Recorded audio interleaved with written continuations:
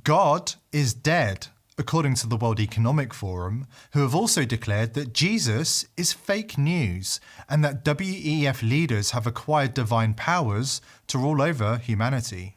According to the WEF, a new one world religion has arrived and it unites all of humanity in worshipping at the altar of climate science, techno-communism and eugenics. If you find it hard to believe Klaus Schwab's WEF would go this far, you clearly haven't been paying attention to developments in recent times. Klaus Schwab's right-hand man, Yuval Noah Harari, has announced that the WEF has been so successful in its plans that it's acquiring divine powers of creation and destruction. The blasphemy doesn't stop there. Harari also promises that the WEF will turn humans into gods. Developing even bigger powers than ever before, we are really acquiring divine powers of creation and destruction. We are really upgrading humans into gods. We are acquiring, for instance, the power to re-engineer life. The WEF is also increasingly hostile to Christianity and other major religions.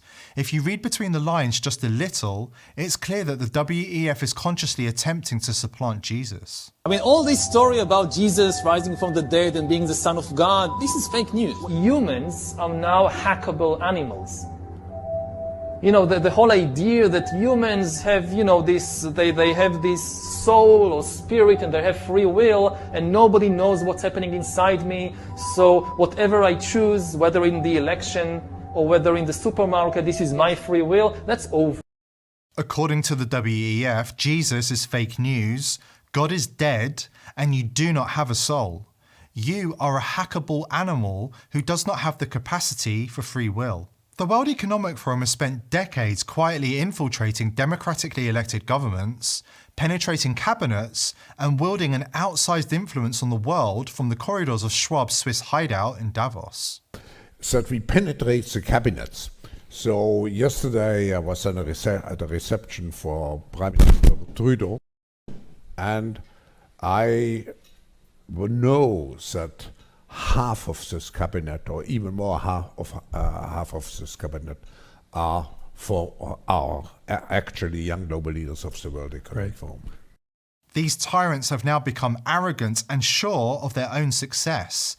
They are no longer hiding in the shadows and pulling puppet strings from behind the curtain. According to Schwab, it is his role to shape the transformation of the world in the current period. And unsurprisingly, he admires the Chinese system of state-control authoritarianism. On the G20, you were there meeting some of the leaders as well.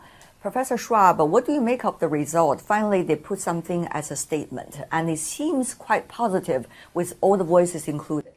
I think it's positive. It's already positive through the fact that everybody agreed about the statement, which we haven't had the last years. Now the base has been formed, but we have to go one step further. We have to have a strategic mood. We have to construct the world of tomorrow. It's a systemic transformation of the world. So we have to define how the world should look like, which we want to come out of this transformation period.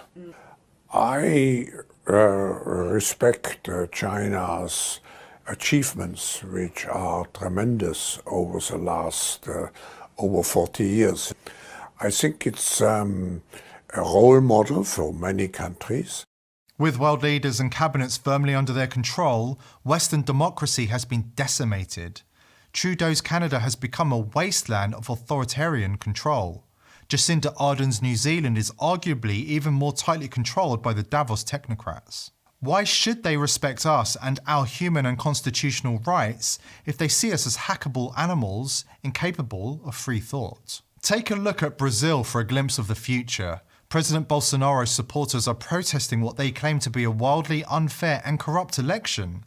WEF favourite Lula, who hasn't even taken office yet, has already started enacting Klaus Schwab's playbook, freezing the bank accounts of protesters amid a chilling crackdown on freedom of speech and the right to protest peacefully. First Canada, now Brazil. Next, the United States.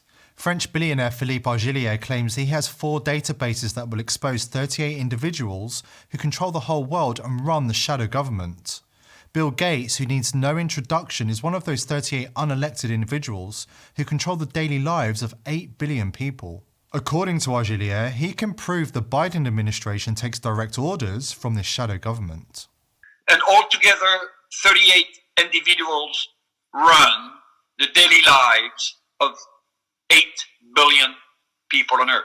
Maria, the shadow government, is the entity that is behind most, if not all, elected government that tell them what to do and what not to do based upon geopolitical agreements, most of them anchored in military abroad interventions. That's what the shadow government is.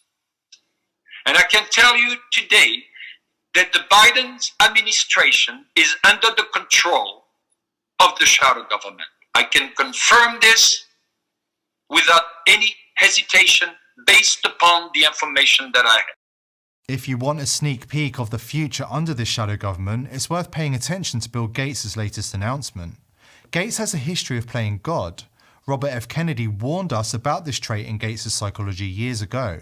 According to Kennedy Jr., the World Health Organization is conducting global social and medical experimentation in accordance with the vision of their mega donor, Bill Gates, and his religious faith that he can use technology, vaccines and GMO agriculture to make him the savior of all humanity. Gates' strategy of buying World Health Organization and purchasing control of US health officials like Tony Fauci and Deborah Birx means the Microsoft co-founder can now dictate global health policies affecting 7 billion people and to control the most intimate details of our lives, said Kennedy Jr. on his Instagram page. Just last week, Gates, in his role as false savior, was caught telling world leaders that it's time for death panels to decide who has the right to live and die.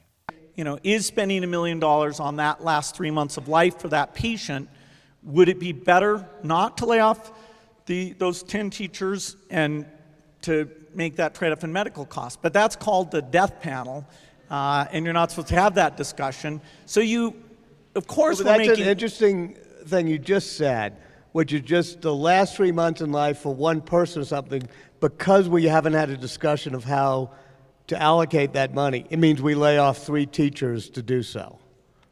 I mean, in other words, we haven't had this type of allocation. We're making that trade-off because of huge medical costs that are not examined to see which ones actually have no benefit whatsoever. And because of pension generosity, we will be laying off over 100,000 teachers, which, you know, I'm very much against that. And the whole AFT will agree with me on that.